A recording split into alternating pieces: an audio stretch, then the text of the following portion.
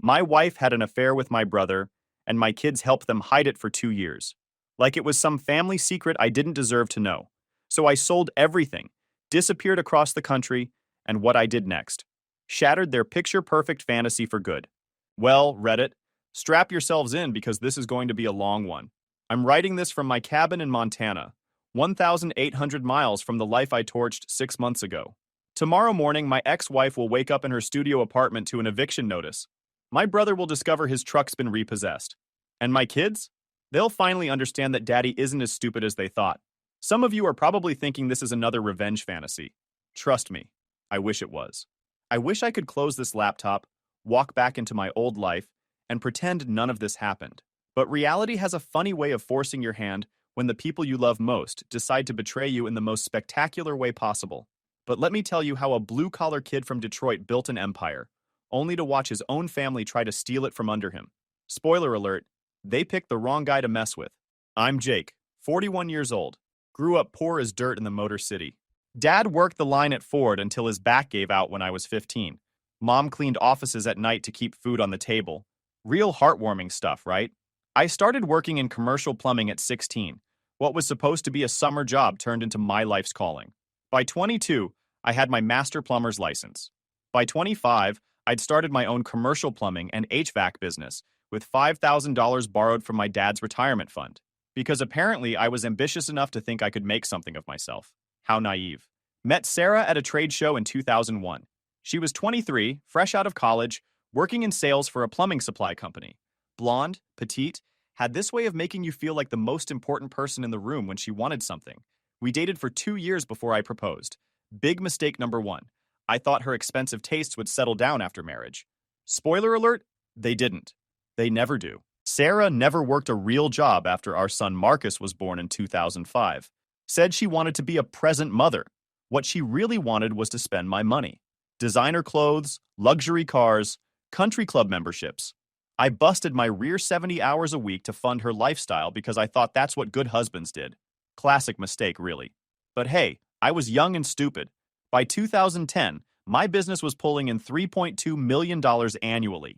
We had 27 employees, owned our equipment outright, and I just bought Sarah her dream house, a 4,200 square foot colonial in the suburbs for $680,000. Our daughter Emma was born that year. Life looked perfect from the outside. That's when I made my second big mistake. I hired my younger brother David as my operations manager. David was 35, 3 years younger than me, and had been bouncing between jobs his whole life. Smooth talker, who always had an excuse for why his latest venture failed. Lost a sales job because his manager was threatened by his success. Got fired from a construction company because they didn't appreciate his innovative ideas. Every failure was someone else's fault, never his own. I felt sorry for him. Our parents always compared him to me, and I thought giving him a real opportunity would help him finally get his life together. Mom used to say things like, "Why can't you be more like your brother Jake?" And, "Jake never gave us this kind of trouble." I figured if I could just give David a chance to prove himself, maybe he'd finally find his footing. Oh, the irony.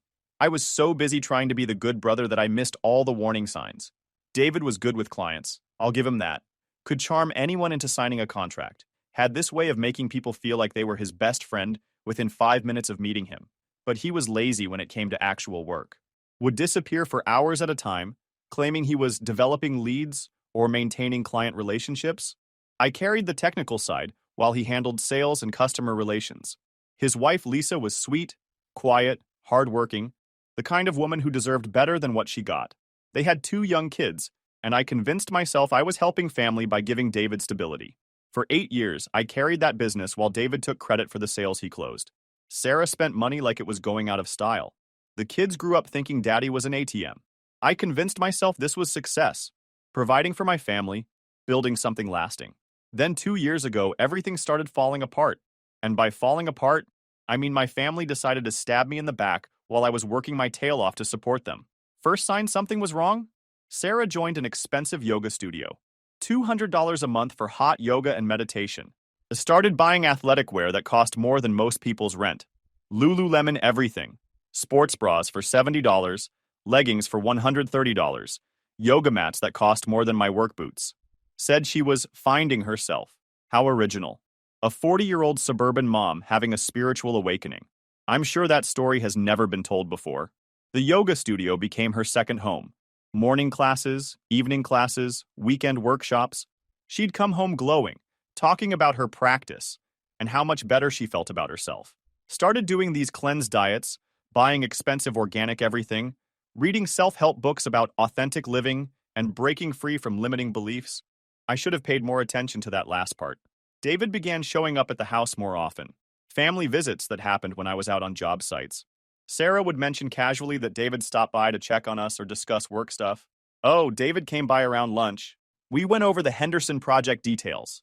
Or, your brother was here earlier. He wanted to make sure we were doing okay while you're working so much. Always had a reason, always perfectly innocent. I was working 12-hour days trying to keep up with demand, so I appreciated that David was looking out for my family. What a fool I was. The kids started acting differently too. Marcus, now 17, would get nervous when I came home unexpectedly. Emma, 14, began spending more time in her room.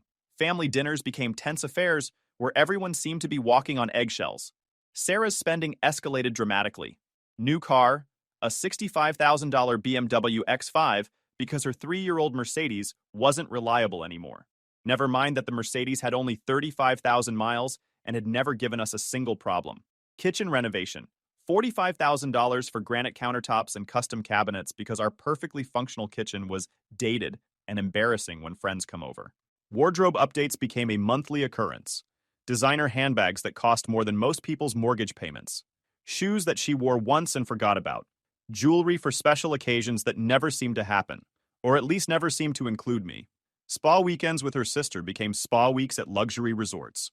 The credit card bills were staggering. $8,000 one month at Nordstrom. $12,000 the next month spread across Saks, Neiman Marcus, and boutiques I'd never heard of. When I questioned the expenses, she'd explode like I'd insulted her entire family. I gave up my career for this family. I could have been somebody if I hadn't sacrificed everything to raise your children and support your dreams. The irony was that her career had been an entry-level sales job at a plumbing supply company. She acted like she'd given up being CEO of a Fortune 500 company. I deserve to have nice things. All my friends have nice things. You're being controlling and cheap. The arguments always ended the same way, with me apologizing and her getting whatever she wanted, plus a little extra for the emotional distress I'd caused by questioning her spending. Because apparently, questioning where our money goes makes me the bad guy. David's behavior changed too. Started making comments about how I was working too hard and should enjoy life more. Suggested I take more time off, let him handle more of the day-to-day operations. His wife Lisa seemed uncomfortable around Sarah at family gatherings, but I figured it was typical sister-in-law tension. The intimacy dried up. Sarah claimed she was tired, stressed, going through hormonal changes. Meanwhile, she looked better than she had in years. Working out 6 days a week, getting facials, dressing like she was trying to impress someone. Gee, I wonder who that could have been. I threw myself deeper into work. Figured if I could just build the business bigger, make more money, everything would stabilize. Added an electrical division, bought 3 new service trucks, hired 8 more technicians. Revenue hit $4.8 million in 2022. None of it mattered. The more successful I became, the more distant my family grew. It's almost like they were planning something behind my back. 3 months ago, Emma asked to borrow my iPad for a school project. Said hers was charging. I went to her room to grab it from her desk and knocked over a stack of textbooks. Behind them was an old Android phone I didn't recognize. Curiosity killed the cat, but satisfaction brought him back. The phone was unlocked. Recent messages showed it belonged to Sarah, apparently her burner phone for coordinating with David. What I found in those messages destroyed 20 years of marriage and 8 years of trusting my brother. They weren't just sleeping together. They were planning my complete destruction. 2 years of messages between Sarah and David, detailed discussions about how I was holding them back and how they deserved to be together, plans about what they'd do once I was out of the picture, conversations about my workaholic personality and how I'd never see it coming because he's always been too trusting. Sarah called me that stubborn plumber in multiple messages, said I was too stupid to notice what's happening under my own nose, and too boring to keep any woman interested long term. David referred to me as the money machine, good for funding their lifestyle, but not smart enough to realize I was being used. One message thread that particularly stung was from last Christmas. While I was working a emergency call on Christmas Eve, a burst pipe at a nursing home that would have left elderly residents without heat. They were texting about how pathetic it was that I chose work over family and how I deserved to be alone. I was literally out in freezing weather, on my hands and knees in a crawl space, making sure old people didn't freeze to death, and they were mocking me for it. Well, isn't that just precious? The photos were worse. Sarah in lingerie I'd never seen. David in my office after hours. Both of them in my bed. The bed I'd bought with money from 16-hour days and bloodied knuckles. But the worst part? The kids knew. Marcus had been covering for them, deleting security footage from our home system when David came over during work hours. I'd installed that system to protect my family, and my own son was using it to betray me. Emma created elaborate stories about Sarah's whereabouts. Mom's at book club. Mom went shopping with Aunt Linda. Mom's having coffee with Mrs. Henderson from down the street. All lies, all coordinated, all delivered with the innocent smile of a 14-year-old who should have been worried about algebra homework, not covering up her mother's adultery. They had a group chat. Sarah, David, Marcus, and Emma. Code names for everything. I was the boss. David was Uncle D. Their meetings were study sessions. My business trips were golden opportunities. My late nights at work were free passes. The messages from my children hurt worse than anything Sarah and David had written. Marcus asking, "Is the coast clear?" when I was running late from a job site. Emma sending, "All clear, B is working late again," when I called to say I'd be home after 8 p.m. My own children were accomplices in my wife's affair with my brother. Let that sink in for a moment. These were kids I'd taught to ride bikes, helped with homework, taken to baseball games and dance recitals. I'd worked myself to exhaustion to give them everything they wanted, and they repaid me by helping destroy our family. There were messages about my personal habits, my appearance, even intimate details about our marriage that Sarah had no right to share. They mocked my work clothes, laughed about my boring stories from job sites, made fun of my attempts to spend family time by suggesting weekend activities. One particularly painful thread was from Father's Day last year. While I was grilling burgers for what I thought was a nice family celebration, they were texting about how fake the whole thing felt and counting down the minutes until they could get back to normal. I'd been so proud that day, thinking about how blessed I was to have such a close family. I sat in Emma's room for 2 hours, screenshotting everything, bank account information they'd been discussing, even their timeline for getting me out of their lives. They'd been planning to push me toward a breakdown so Sarah could divorce me and take half of everything, then she and David could be together openly. The final message I screenshot was from Sarah to David, sent just 3 days earlier. Jay is getting suspicious about the expenses. We need to be more careful. Maybe it's time to make our move. They were planning to destroy me financially and personally. Make me lose everything I'd built, then swoop in to take control. When I finally stood up, my hands weren't shaking. I felt eerily calm, like everything suddenly made perfect sense. I put the phone back exactly where I found it, walked downstairs, and found my family eating dinner. Sarah smiled brightly and asked about my day. David was there, drinking my soda, joking about a client who'd tried to negotiate our prices down. "Clients think plumbing work is easy," he said, laughing. "They don't understand the skill involved." "No," I agreed, looking directly at him. "They really don't." Marcus asked if I could help him with his college applications that weekend. Emma wanted money for a school ski trip. Sarah mentioned she'd booked us a dinner reservation for Saturday night at the new steakhouse downtown. I played along perfectly. Smiled, nodded, made plans I knew I'd never keep. Inside, I was already planning their destruction. That night, I started planning the most important project of my life, the systematic demolition of everyone who'd betrayed me. Step 1 was intelligence gathering. I couldn't let them know I knew, so I had to be smart about collecting evidence. Over the next month, I documented everything. Used my work phone to photograph the burner phone's contents every time I could get access to it. Set up a hidden camera in my home office after noticing David had been going through my files. Turned out he'd been photographing financial documents and client contracts. Created a detailed timeline of their affair using credit card statements and security footage they'd missed. The footage was particularly damning. David's car in my driveway at odd hours, him entering through the back door like he owned the place, Sarah greeting him in clothing she'd change out of before I got home. Sarah made it easy. Her arrogance was staggering. She'd book hotel rooms on our joint credit card, claiming they were for girls' weekends, that never included any girls. The hotel charges were always for single occupancy, always on days when David had also taken personal time from work. She bought lingerie and charged it to our account, Lingerie I never saw her wear. Even got David expensive gifts and listed them as family presents on the credit card statements.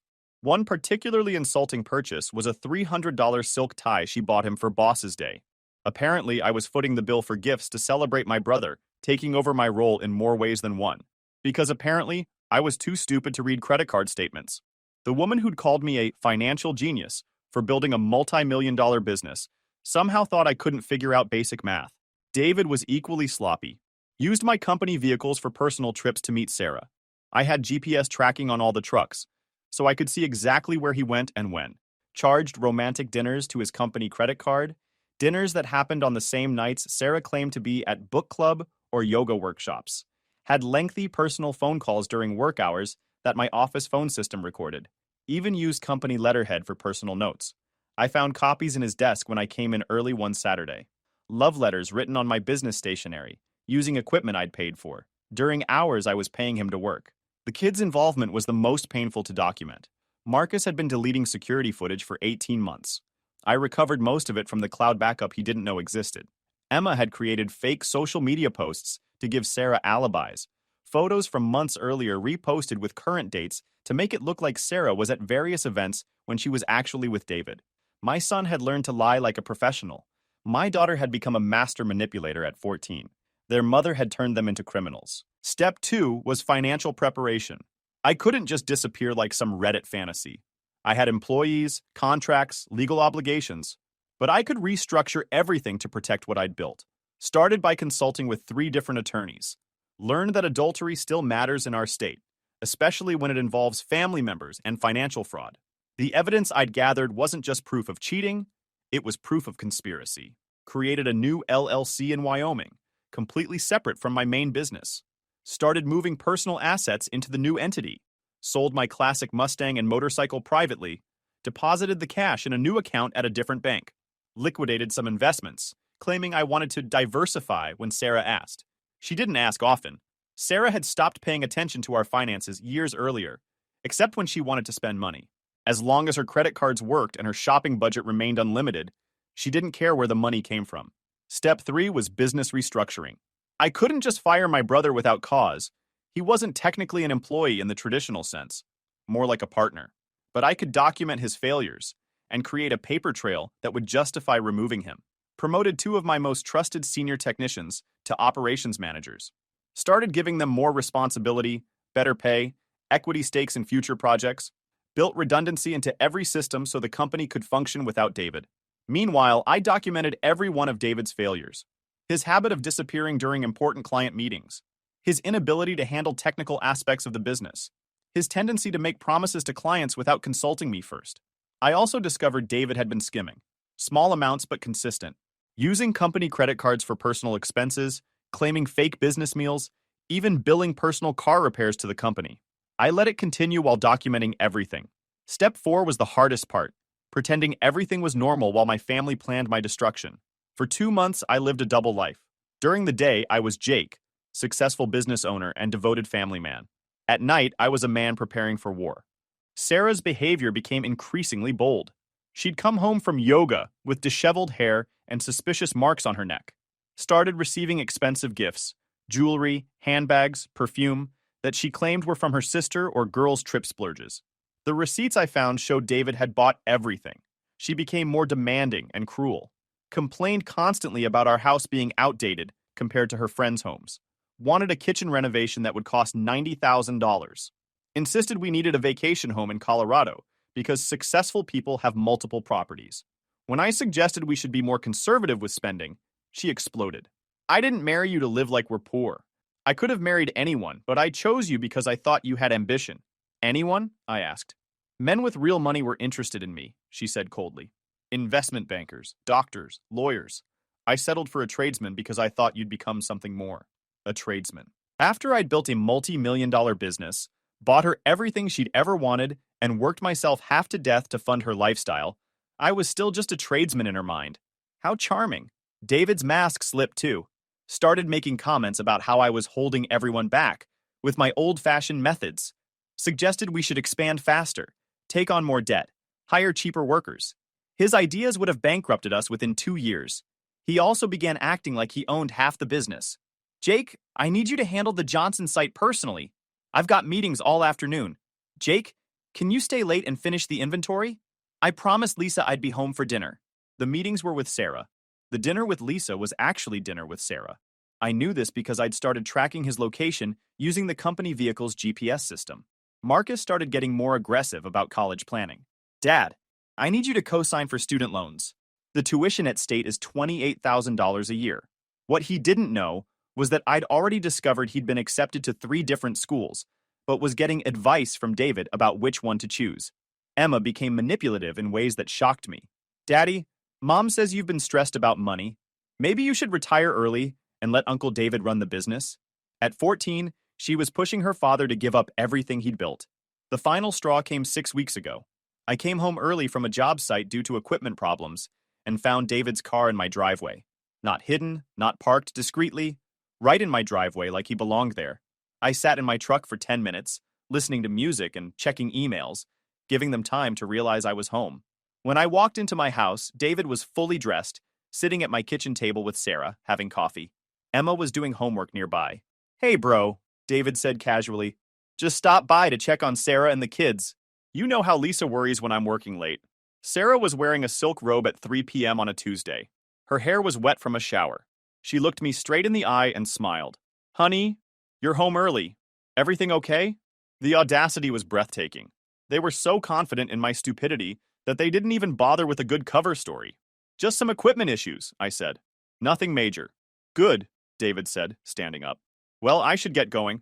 Thanks for the coffee, Sarah. And don't worry about what we discussed. Everything will work out. He hugged me goodbye, actually hugged me, before leaving. His wedding ring was in his pants pocket. Sarah's lipstick was slightly smudged. Emma looked up from her homework and smiled innocently. How was work today, Daddy? That night, I made my final decision. They weren't just cheating on me. They were insulting my intelligence while they did it. My own brother thought I was too stupid, too trusting, too pathetic to ever figure it out. Time to show them how wrong they were. Last week, I put my plan into motion. The beauty of running a technical business is that everything has to be perfectly timed and executed. One mistake and the whole project fails. Same principle applies to destroying people who've betrayed you. Phase 1. Financial devastation. I'd spent months moving assets out of joint accounts and into protected entities.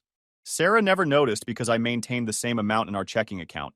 I just replaced our savings with debt, took out a business line of credit secured by company assets, used it to fund her spending while moving our actual money to safety. Monday morning, I closed all joint credit cards and bank accounts. Sarah discovered this when her card was declined at Nordstrom. She called me screaming. What the heck did you do to our accounts? Consolidated them for better rates. I lied smoothly. New cards should arrive Wednesday. They didn't arrive Wednesday because I'd never ordered them. Phase 2. Destroying David. Tuesday, I called an emergency meeting with my attorney and accountant. Presented them with evidence of David's embezzlement and misuse of company resources. Had them draft termination papers and a demand for repayment of stolen funds. David showed up to work Wednesday morning to find his access codes changed, his office cleaned out, and a security guard waiting to escort him off the property.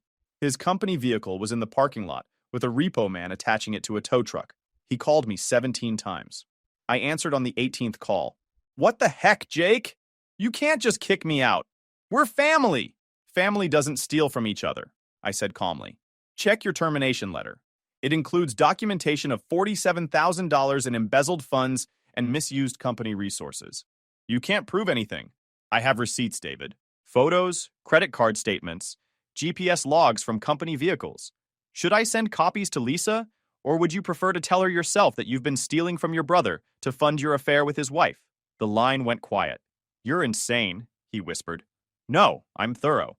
Oh, and David, the IRS will be contacting you about unreported income. Might want to get a good accountant. Phase 3. The children learn consequences. Marcus's college fund was in my name only. A 529 plan I'd been funding for 12 years. Wednesday afternoon, I liquidated it and transferred the money to my protected LLC. $180,000 gone in one transaction. Emma's car fund got the same treatment. She'd been expecting a new BMW for her 16th birthday next month. That $45,000 just became operating capital for my new business venture. Thursday morning, I canceled their cell phone plans, removed them from my health insurance as dependents, and closed the credit card accounts they used for gas and expenses. Marcus discovered this when he tried to buy lunch at school, and his card was declined. Emma found out when her phone was shut off during third period. They both called Sarah, panicked. Sarah called me furious. "You're punishing the children for our problems." "I'm teaching them that actions have consequences," I replied. "They chose to help you betray me. Now they get to see what life looks like without my financial support. They're just kids." Marcus is 17, old enough to delete security footage and lie to his father. Emma is 14, old enough to create fake alibis for her mother's affair. If they're old enough to commit crimes, they're old enough to face justice. Sarah hung up on me. An hour later, I received a text from Marcus. "Dad, please call me. I need to explain." I didn't call back. Phase 4. Sarah's reality check. Friday morning was beautiful. I woke up early, made coffee, and drove to work like any other day. Left Sarah sleeping in our bed, the bed where she'd been intimate with my brother dozens of times while I worked to pay for her lifestyle. At exactly 9 a.m., while Sarah was at her yoga class, the moving company arrived at our house. I'd hired them to remove and store all of my personal belongings. Furniture I'd bought before marriage, tools, electronics, my clothes, anything that was legally mine. I also had them remove everything I'd bought for the kids. Their bedroom furniture, computers, gaming systems, sports equipment, all purchased with my money, all technically my property. They were efficient. By noon, the house looked like it had been burglarized. Sarah came home to empty rooms and a note on the kitchen counter. "I know everything. Divorce papers will be served Monday. Don't contact me directly. All communication through attorneys only."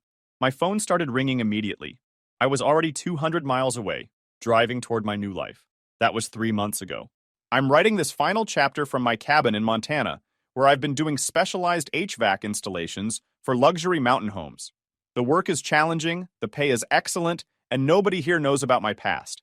My attorney handled the divorce proceedings. With the evidence I'd gathered, it was basically unopposed. Sarah got exactly what she was entitled to under state law. Nothing more, nothing less. The house was sold to pay off the debts she'd racked up. Remember, I'd replaced our savings with borrowed money. After legal fees and debt settlement, she walked away with about $15,000. David's life imploded completely. His wife Lisa divorced him when she discovered the affair and the embezzlement. She moved back to her hometown with their kids. The IRS investigation I'd triggered uncovered 3 years of tax evasion. He's currently facing federal charges and owes over $200,000 in back taxes and penalties. He tried to start his own plumbing business but couldn't get bonded due to his legal problems. Last I heard, he was working as a day laborer for $15 an hour. The kids learned what life looks like without daddy's money. Marcus had to take out massive student loans to attend community college instead of the 4-year university he'd planned on. Emma got a part-time job at a fast food restaurant to pay for her own phone and clothes. But here's where the story gets really interesting. 2 weeks ago, I received a phone call from Sarah. She'd somehow tracked down my new number, probably hired a private investigator with money she couldn't afford to spend. "Jake, please, I need to talk to you." I almost hung up, but curiosity won. "You have 5 minutes. I made a terrible mistake," she said, crying. I was confused, going through some kind of midlife crisis. I never meant for things to go so far. "For 2 years? I know how it looks, but I do love you. I always loved you. David convinced me that you didn't appreciate me, that you were holding me back. I see now that he was just using me. Oh, how the tables have turned." "What do you want, Sarah?" "I want my family back. I want to come home." I laughed. Actually laughed out loud. "Home to what? The house is sold. The kids hate you for involving them in your lies. I've started a new life 1,800 miles away. I'll move anywhere. I'll do anything. Please, Jake. I can't survive on my own. You should have thought about that before you called me that stubborn plumber in your text messages to my brother." Long silence. "You saw those?" "I saw everything, Sarah. Every photo, every message, every plan you made to destroy me. You didn't just cheat. You conspired with my own brother to steal my life. I was angry when I wrote those things. I didn't mean them. Yes, you did. You meant every word. You married a tradesman thinking you could change him into something else. And when that didn't happen, you decided to trade him in for his brother." More crying. "What about the kids?" "They need their father. The kids chose their side. They spent 2 years lying to my face, helping you destroy our family. Marcus is an adult now. He can take care of himself. Emma will learn what it means to have integrity, even if it's the hard way. Jake, please, I'm working at Target now. I can barely make rent. My friends won't speak to me. My own family thinks I'm disgusting. I have nothing." "Good," I said. Now you know how I felt when I discovered my wife and my brother had spent 2 years planning to destroy everything I'd built. I'll sign any prenup you want. I'll give up all rights to your assets. I just want a chance to make this right. There's nothing to make right, Sarah. We're done. We were done the moment you decided to sleep with my brother in my bed. What am I supposed to do? The same thing I did when I was 16 and had nothing. Work. Figure it out. Build something with your own hands instead of trying to steal what other people have built. I hung up and blocked the number. 2 days later, Marcus called from a number I didn't recognize. Dad, please. Mom told me she talked to you. I know you hate us, but we're desperate. I don't hate you, Marcus. Hate requires caring about someone. I'm indifferent to you. I know I messed up. I know I shouldn't have helped Mom hide things from you, but I was scared. She said if you found out, you'd divorce her and we'd lose everything. So instead, you helped her plan to destroy me first. That wasn't... I didn't understand what was really happening. I thought I was protecting the family by deleting security footage and lying to my face for 2 years. I was just a kid. You were old enough to commit crimes, Marcus. You were old enough to look me in the eye and lie. You were old enough to help your mother and my brother destroy me. Dad, I can't afford college. The loans aren't enough. Emma's struggling in school because she has to work. Mom can barely pay rent. Sounds like a personal problem. We're your family. No, you're not. My family wouldn't have spent 2 years plotting against me. My family wouldn't have called me stupid behind my back. My family wouldn't have helped someone else steal from me. What do you want us to do? Beg? I don't want you to do anything, Marcus. I want you to leave me alone and figure out your own lives. I'm not your safety net anymore. Fine, he said angrily. But don't expect us to ever forgive you for abandoning us. I'm not the one who needs forgiveness, I replied, and hung up. Yesterday, Emma tried a different approach. She sent me a handwritten letter through my attorney. Smart girl, figuring out how to reach me when everything else was blocked. The letter was 2 pages of apologies, regrets, and pleas for help. She claimed she was only 12 when it started and didn't understand what was happening. Said she thought she was helping her mom be happier while I was always working. Asked if I could help them find jobs or get back on their feet. I read that letter 3 times. Then I put it in my fireplace and watched it burn. Here's what people don't understand about betrayal. It's not just about the cheating or lying. It's about the fundamental disrespect. Sarah didn't just sleep with David. She made me a fool in my own home. My kids didn't just keep secrets. They actively participated in humiliating their father. They thought I was too stupid to figure it out, too weak to fight back, too attached to them to ever walk away. They were wrong on all counts.